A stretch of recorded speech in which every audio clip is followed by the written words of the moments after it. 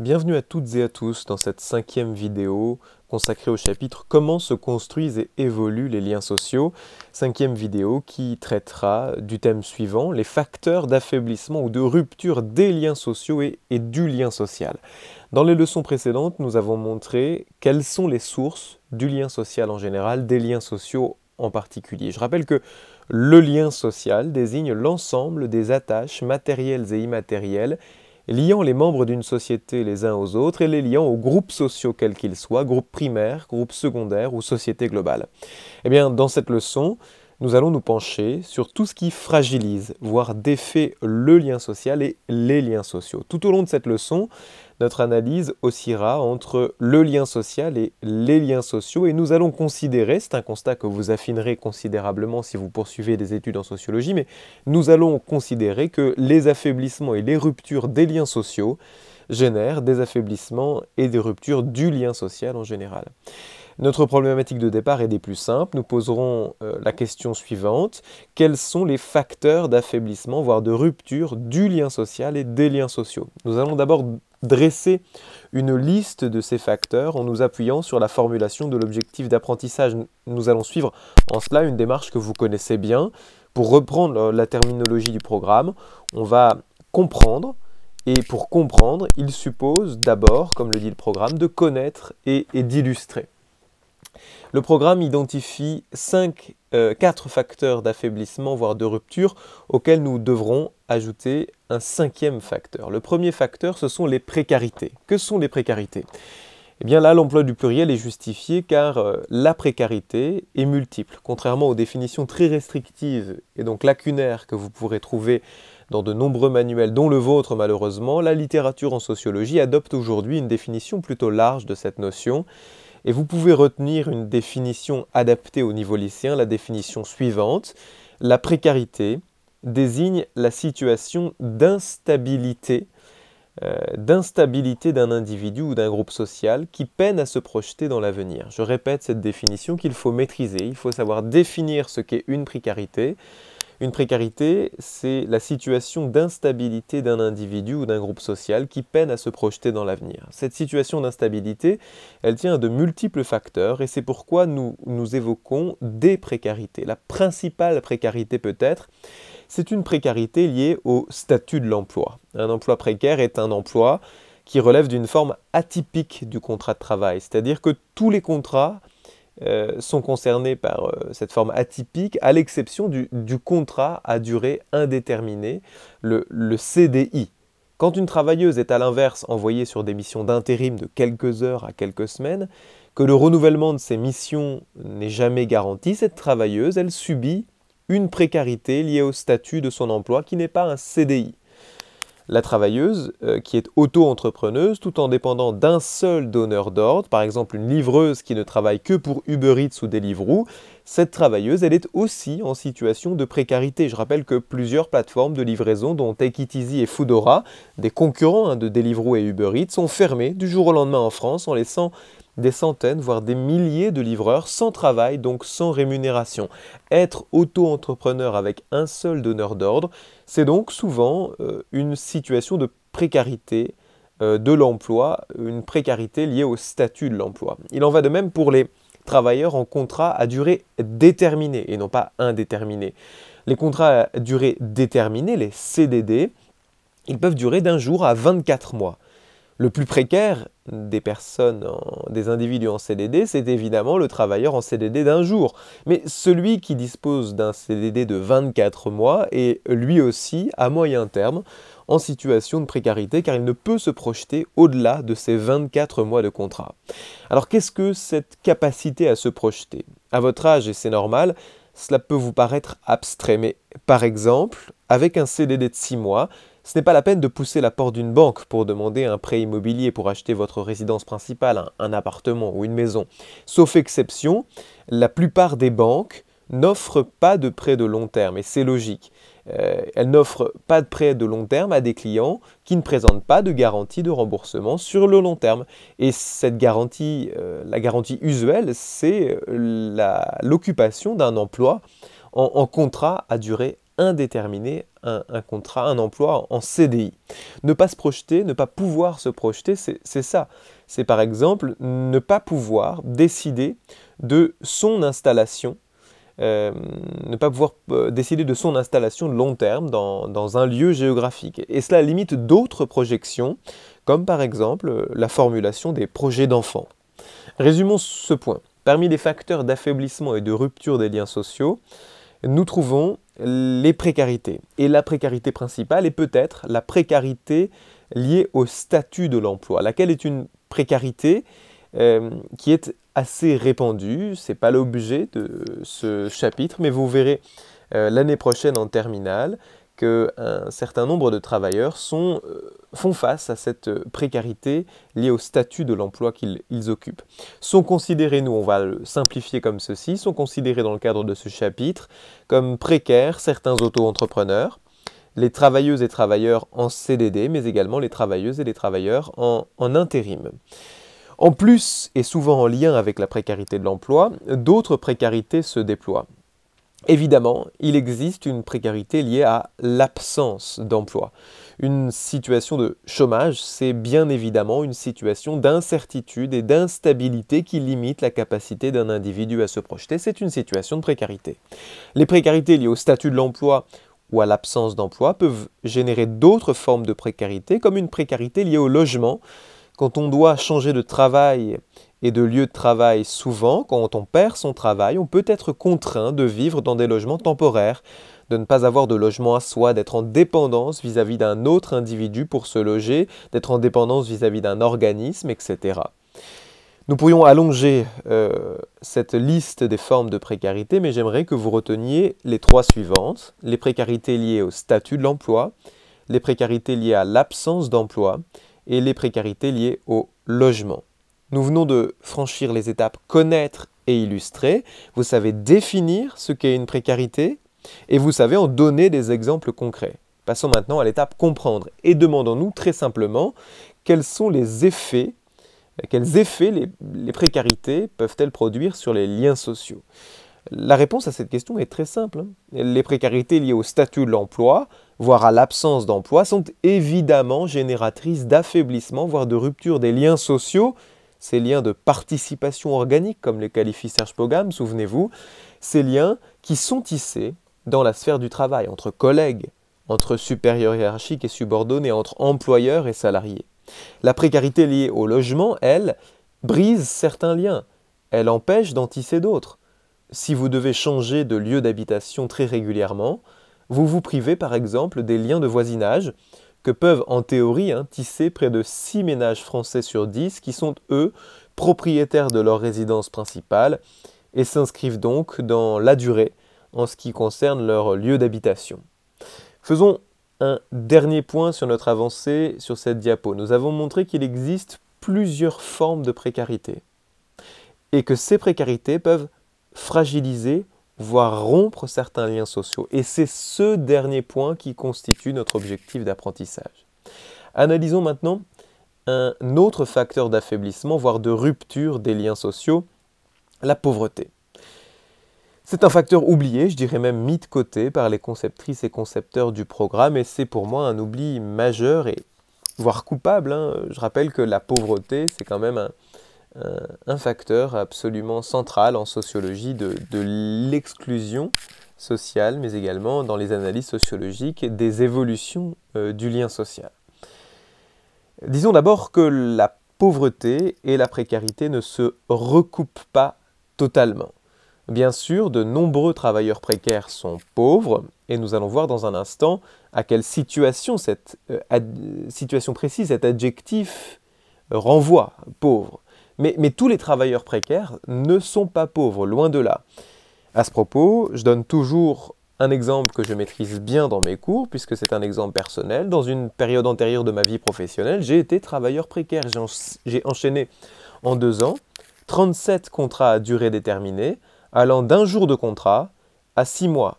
Et j'ai dû travailler dans 7 villes différentes en 2 ans. J'étais précaire, mais absolument pas pauvre. Précaire avec les conséquences qu'on a déjà exposées, pas de résidence fixe potentielle, pas ou peu de liens durables tissés dans la sphère du travail, mais pas de pauvreté pour autant.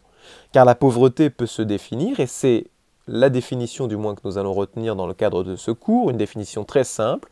La pauvreté peut se définir de la façon suivante, est classé comme pauvre pour l'INSEE tout ménage disposant d'un revenu par unité de consommation, d'un revenu disponible par unité de consommation, inférieur à 60% du revenu disponible médian. Je rappelle et je vous renvoie à la classe virtuelle pour l'approfondissement de cette définition, la nécessité de définir d'abord ce qu'est un revenu disponible, la nécessité de connaître ce qu'est une unité de consommation, et enfin un rappel sur la médiane. L'INSEE nous informe que ce seuil de pauvreté, il était en France en 2015 de 1015 €. Cela veut dire tout simplement que si un ménage disposait par unité de consommation de moins de 1015 € par mois de revenus disponibles, il était classé comme pauvre. Maintenant que vous savez ce qu'est la pauvreté, en réalité vous savez ce qu'est la pauvreté exprimée en termes monétaires. Bon, il existe évidemment d'autres définitions de la pauvreté, mais ça ne fait absolument pas l'objet de ce chapitre, et c'est un point que vous approfondirez en terminale. Et maintenant que vous savez ce qu'est la pauvreté, passons à l'étape de la compréhension, et comme tout à l'heure, demandons-nous quels sont les effets produits par la pauvreté sur les liens sociaux. Il ne faudrait pas imaginer qu'il existe une relation mécanique, pauvreté engendre affaiblissement des ruptures des liens sociaux. Et rupture des liens sociaux. Non, un sociologue que vous connaissez bien, Serge Pogam, propose une typologie pour comprendre que la situation et l'analyse doit être complexifiée sur ce point. Il propose une typologie qui classe les situations de pauvreté selon ce critère de l'impact sur le lien social. Pogam relève d'abord qu'une large partie des personnes classées comme pauvres, au sens monétaire du terme notamment, tissent des liens sociaux à l'égal des personnes plus aisées. Pogam évoque à ce propos une pauvreté intégrée qui est notamment composée d'individus qui travaillent, mais sont pauvres notamment. S'ils travaillent, c'est qu'ils ne sont pas privés de ces liens de participation organique dont nous avions parlé. Il mentionne également, Pogam, l'existence d'une pauvreté qu'il qualifie de marginale. Une pauvreté dans les rangs de laquelle nous trouvons des individus en rupture vis-à-vis des liens sociaux traditionnels, voire de la société tout court. Et dans les rangs de cette pauvreté marginale, nous trouvons notamment les personnes sans domicile fixe. Pogam relève enfin qu'il existe une pauvreté disqualifiante, dans les rangs de laquelle, cette fois-ci, on trouve ce qu'on appelle de façon péjorative, et c'est un terme à bannir de vos écrits comme de vos oraux, les assistés. Je mentionne ce qualificatif pour que vous compreniez l'idée, et non pas pour que vous repreniez ce terme à votre compte. Les pauvres disqualifiés sont, au sens de Pogam, des gens en voie d'exclusion de la société, qui dépendent des aides sociales pour vivre, et dont l'identité sociale, la perception que la société a d'eux, cette identité sociale se réduit à cette caractéristique de dépendant à l'aide sociale, à cette image, entre guillemets, d'assisté. À l'aide de la typologie de Pogam, nous comprenons mieux qu'il n'y a pas de lien automatique à établir entre pauvreté et affaiblissement ou perte du lien social. Avec mesure et nuance, on peut cependant remarquer que la pauvreté monétaire diminue les opportunités de création de liens sociaux. Prenons un exemple tout simple, encore un exemple fictif. Évidemment, quand on habite un petit studio, on a moins l'occasion de pouvoir inviter des amis à dîner que quand on loge dans un grand appartement ou une grande maison avec une salle à manger indépendante. C'est un exemple, et vous pouvez en trouver par vous-même beaucoup d'autres, qui permettent d'expliquer ce lien que nous tissons, je le répète avec nuance, entre pauvreté et affaiblissement, voire rupture des liens sociaux. Passons maintenant à un troisième facteur, les isolements. Et là, c'est extrêmement simple. Les isolements, souvenez-vous, si on les met au pluriel, c'est qu'ils sont à la fois sociaux et géographiques. On peut être isolé géographiquement, vivre dans un endroit reculé, sans être isolé socialement, en ayant des contacts réguliers avec d'autres individus. Quand on est à la fois isolé socialement et géographiquement, une rupture des liens sociaux peut s'enclencher. Maintenant, un quatrième facteur, les ségrégations, extrêmement simple là aussi. Qu'est-ce que la ségrégation? La ségrégation, c'est un processus de séparation et de mise à l'écart d'individus ou de groupes sociaux. Voilà la définition extrêmement simple que vous pouvez retenir. Processus de séparation et de mise à l'écart d'individus ou de groupes sociaux. On se sépare d'eux et on met à l'écart. La ségrégation se matérialise notamment dans l'espace. Des quartiers, des rues, des immeubles peuvent regrouper des personnes présentant une caractéristique sociale commune, par exemple une origine ethnoculturelle particulière, et ces personnes sont séparées et se séparent des autres, sont mises à l'écart ou se mettent à l'écart des autres. Pas facile là non plus de comprendre que quand on... Pas difficile, pardon, hein, de comprendre que quand on sépare, quand on met à l'écart, on affaiblit, voire on rompt des liens. Mais là, l'affaiblissement ou la rupture n'opère pas tant sur des liens sociaux en particulier que sur le lien social en général, le lien qu'entretiennent par exemple des groupes sociaux ségrégés avec la société qui les met ainsi à l'écart. Le cinquième et dernier facteur, ce sont les ruptures familiales. Là, je n'explique pas non plus car on a déjà travaillé ces questions dans le précédent chapitre, mais je me permets de vous livrer quelques données les plus actualisées possibles. On commence par une date 1975. 1975, il faut attendre cette date pour que le divorce par consentement mutuel soit instauré. Seuls les divorces par demande acceptée, pour faute et pour rupture de la vie commune étaient possibles avant. En 2016, 128 000 divorces ont été prononcés contre 39 000 en 1970. Et l'indicateur conjoncturel de divorcialité de l'INED nous informe que sur 100 mariages prononcés en 2015, 45 environ finiront par un divorce si nous continuons à divorcer comme nous le faisons actuellement. En 2014, autre statistique, 23% des familles étaient monoparentales.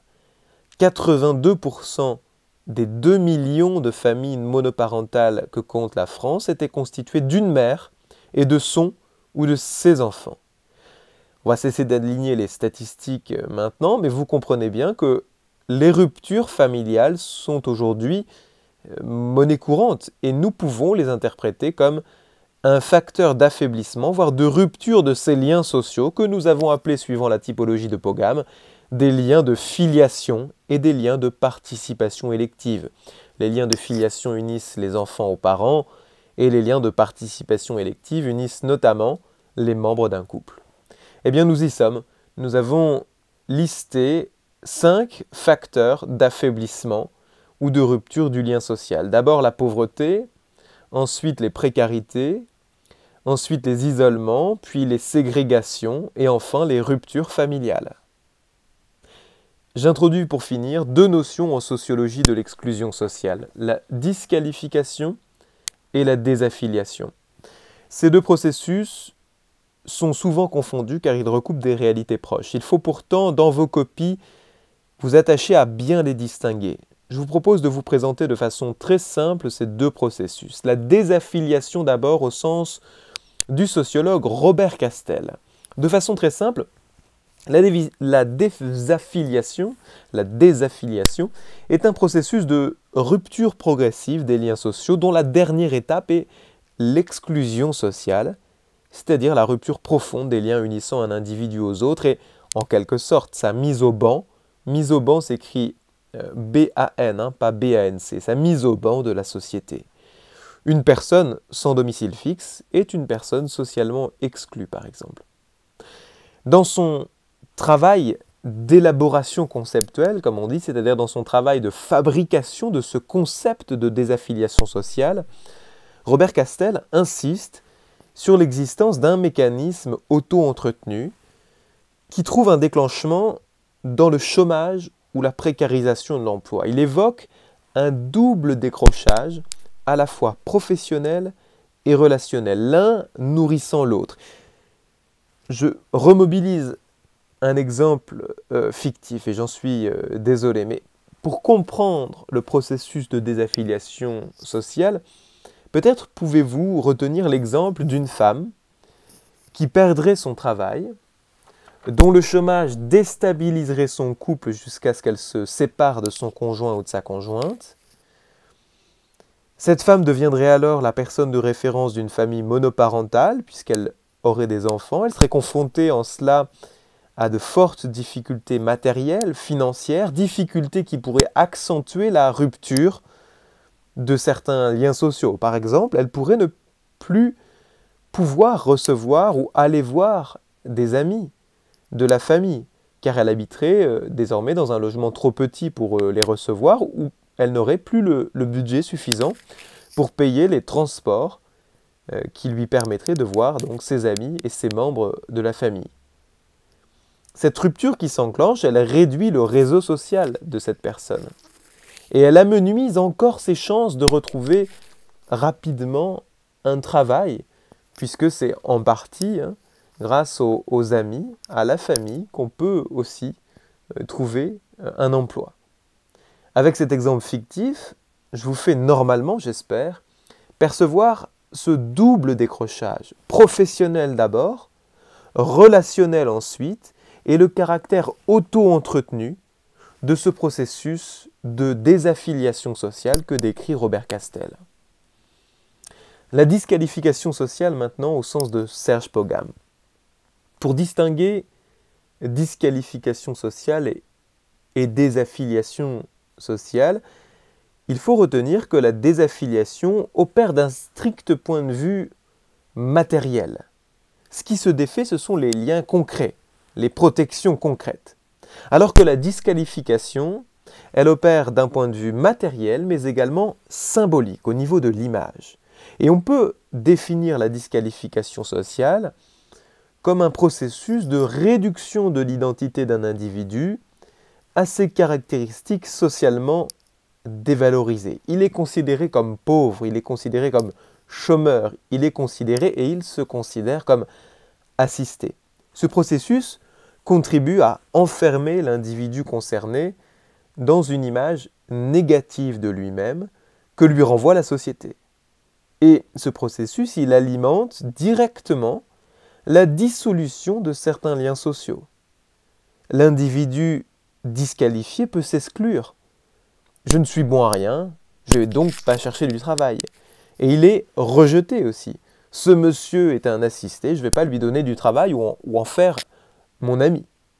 Avec les notions, vous le voyez, de désaffiliation et de disqualification sociale, nous approchons, si vous voulez, du dernier mécanisme à décrire, celui de la transmission de l'affaiblissement des liens sociaux à l'affaiblissement du lien social. Pogam et Castel s'interrogent. Ils s'interrogent sur les conséquences de la montée et la persistance du chômage de masse depuis la fin des années 1970 et également sur l'impact de la précarisation des emplois. Ils pensent que persistance du chômage de masse et précarisation des emplois alimentent des processus de désaffiliation et de disqualification. Ces processus de désaffiliation et de disqualification engendrent une distension du lien social, c'est-à-dire une mise en péril potentielle de la cohésion sociale dans notre pays. J'insiste sur le mise en péril potentielle de la cohésion sociale dans notre pays. Je rappelle les étapes de la construction de notre petit schéma mental pour ce dernier mécanisme et je vous invite à prendre une feuille de papier et à tracer un schéma d'implication. Castel comme Pogam insiste sur le fait que montée et persistance du chômage de masse d'une part depuis la fin des années 70 et précarisation des emplois d'autre part alimentent désaffiliation, Castel, et disqualification, Pogam. Et ces deux sociologues voient dans ces processus un facteur de distension du lien social, c'est-à-dire un relâchement, un affaiblissement du lien social, qui aboutirait donc à cette question qu'on peut poser: existe-t-il aujourd'hui un péril sur la cohésion sociale dans notre pays? Il est important que vous sachiez mettre en rapport l'affaiblissement des liens sociaux et l'affaiblissement du lien social, comme nous venons de le faire. Mais je vous en prie, gardez-vous de tout propos généralisant ou catastrophiste qui ne serait pas étayé. Je rappelle que, de toute façon, ce dernier mécanisme n'est pas au programme et que vous ne pourriez pas être interrogé en E3C ou en devoir surveiller sur ce point.